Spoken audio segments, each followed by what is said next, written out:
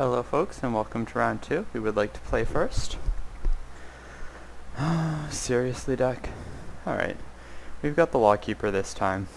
So even though we've run afoul of this sort of hand before, I don't think it's going to be quite as bad as it was that first time. And obviously double acidic slime is going to be ridiculous whenever we get to that. It's unfortunate, but we can survive.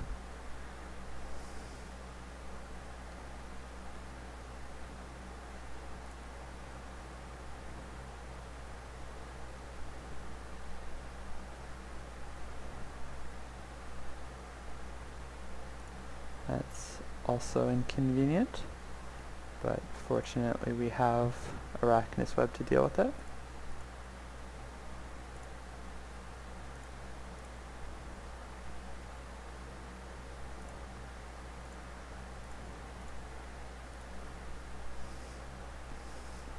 With any luck we can catch one more land next turn and be in a, or in the next couple of turns and be in a very powerful position. Oof, that's unfortunate for you, my friend.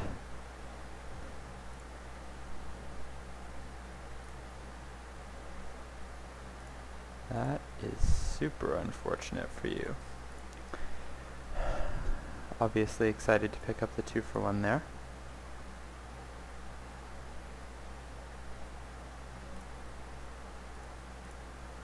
And we'll give him the chance to gain his 3 life if he wants. No? Alright. Joke's on him, I suppose. We don't actually have a lot of better ways, or better creatures for him to block than the veterans, so.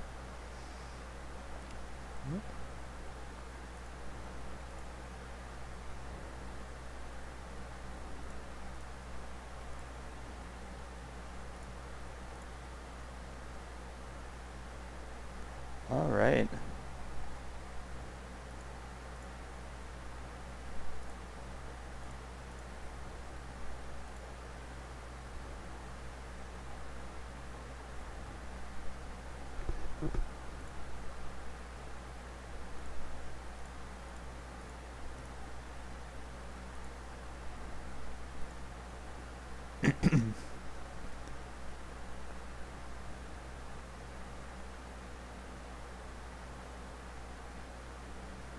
And I'm actually going to let him swing with the Griffin here, because I would rather tap down whatever he plays.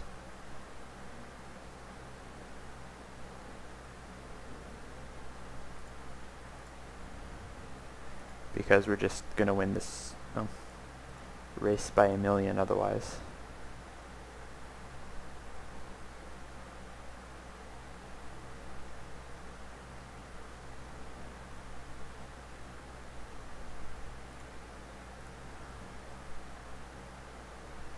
That's not a terrible draw.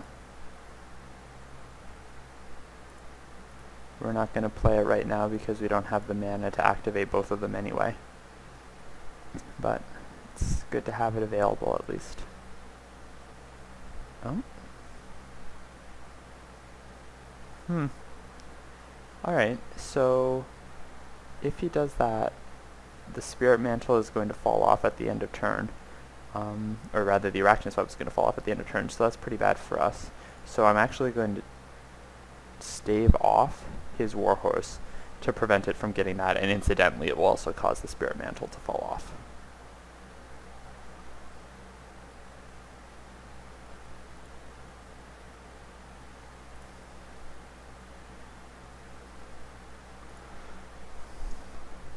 I guess that only counts as a 1-for-1 since the Spirit Mantle was already dealt with, but it still seems like a pretty okay play to have made. We unfortunately lose access to end of turn Lawkeeper, which is the frowns, but we may be able to make this work out anyway. Be pretty neat if he didn't have a powerful follow-up here though. Because unfortunately our decision to stall out caused us to stall out. Alright, so that's pretty much the best card we possibly could have drawn.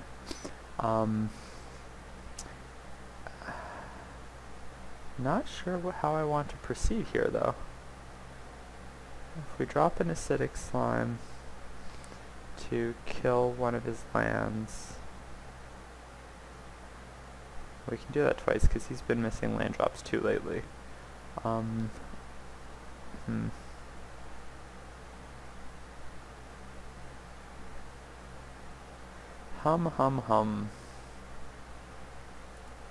Alright, I'm actually going to tap down the Griffin here, swing with our dudes, and then play the other Lockkeeper, because unless he has a really great trick, that's just going to be really terrible for him.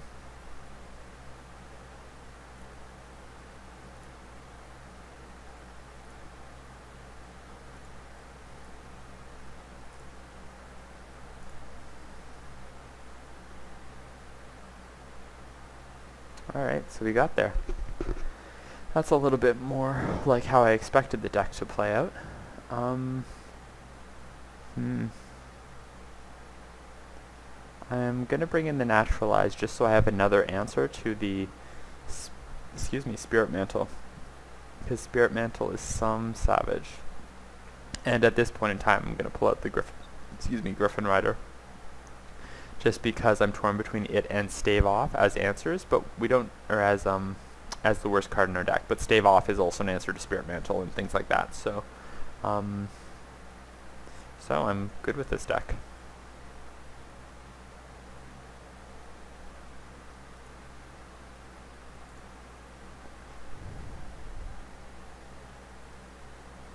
Alright, this is a pretty solid hand. Not a lot in the way of action, but we've got a lot of very useful spells, so I'm feeling pretty positive about it.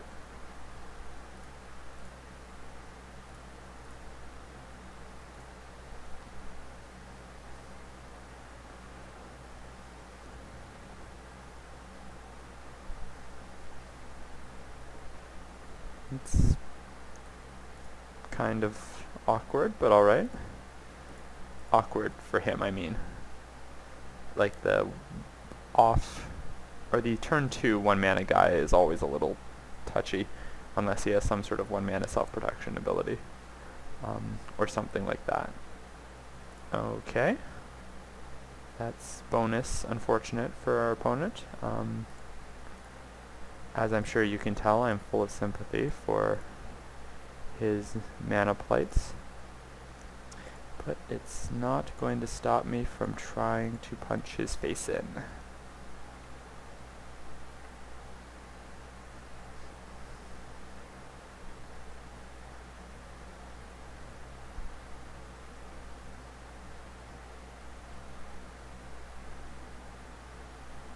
Schwa.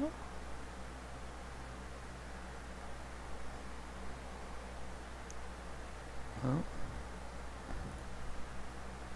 that is an inconvenience, but we can definitely make it work, especially since it's just a ground creature at this stage.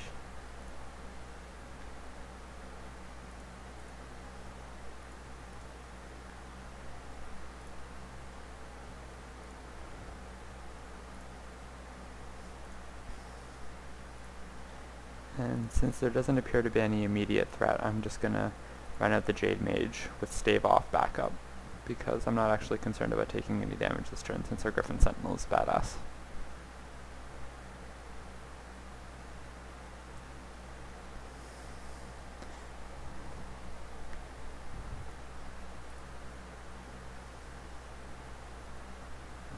And hopefully we can get the Mighty Leap out of his hand here.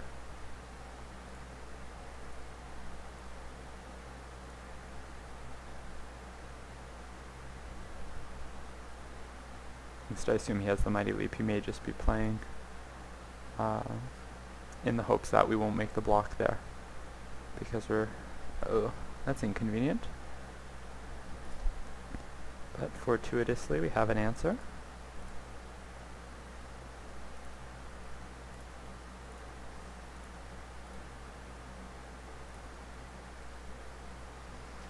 The irony of webbing his spider is of course not lost on me. Irony? No, I guess it's not entirely ironic. It is the walls, though. Our opponent seems to have managed to right his mana ship, which is good for him, but we still have a reasonable amount of gas in hand, so it's not the end of the world. That's a very good opportunity for us to toss out the stave off, because having an active Jade Mage is pretty powerful. And that's an Arachnus Reb, so we want to give it pro green.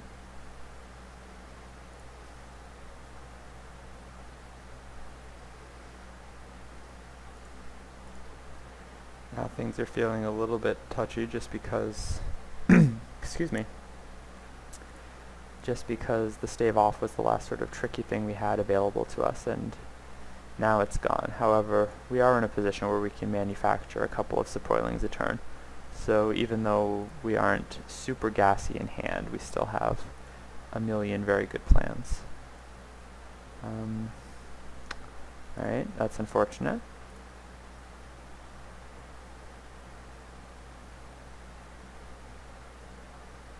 In that he gets to break the Arachnus Web, but we do have pacifism, and he doesn't seem to appreciate the fact that it doesn't fall off until the end of turn, so that's good at least.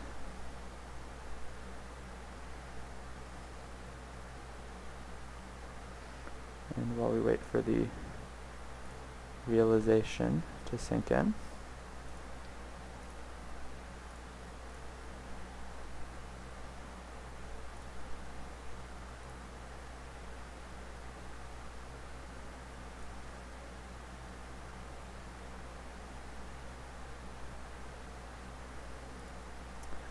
oof, that's less than ideal.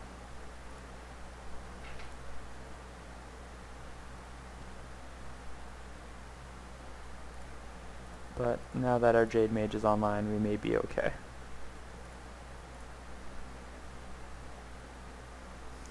That also goes a very long way towards us being okay.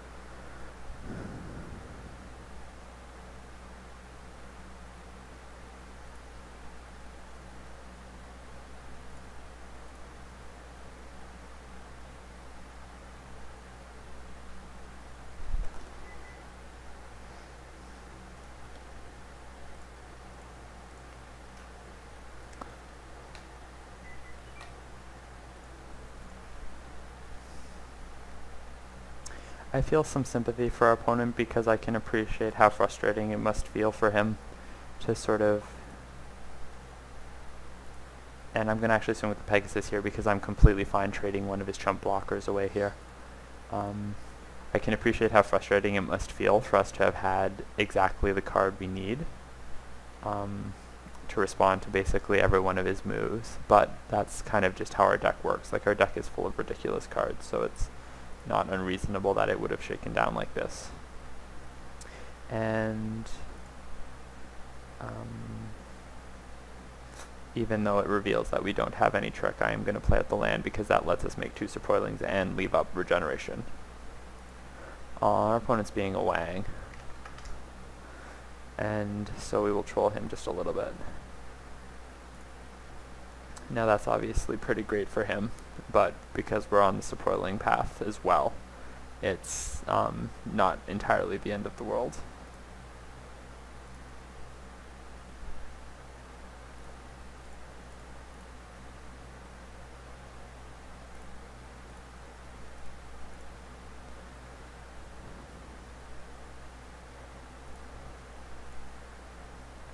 Alright, and our opponent has 1, 2, 3, 4 blockers. And, alright, so we can't quite kill him now. But we can certainly put him in a position to be in a lot of trouble next turn. And I am down with that. Alright. That is an example of a suboptimal card to be playing. Although, I guess there are possible situations where that's... No, you probably just shouldn't be playing that card.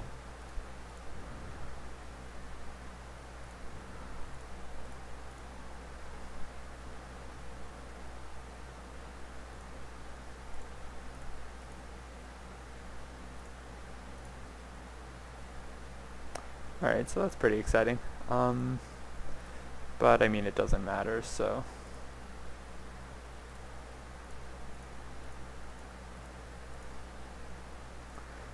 Obviously Fog buys him a turn here, but I'm completely fine with that happening. Also fine with just winning the match. Alright, so that went a little bit more according to plan. Hopefully we can do it again in round 3, so join me then.